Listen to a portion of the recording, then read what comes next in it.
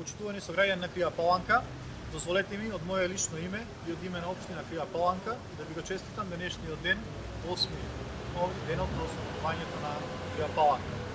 Денеска, кога чествуваме 76 години од овој голем ден и од нашето антифашистичко минате,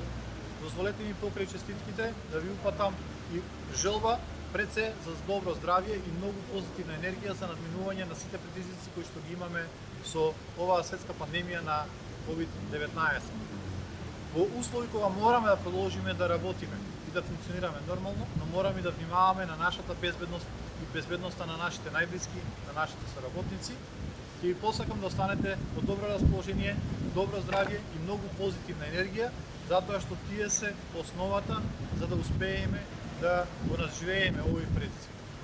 Во оваа прилика сакам да ви кажам дека Крива Паланка несомнено чекори по патот на успех. Ако во изминатите неколку години се направија крупни промени, и тоа благодарение на владата на Република Северна Македонија, не само во делот на инфраструктурата во Крива Паланка и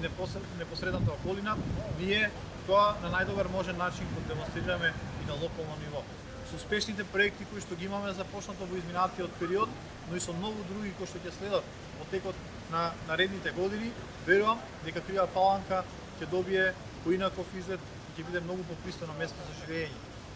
Од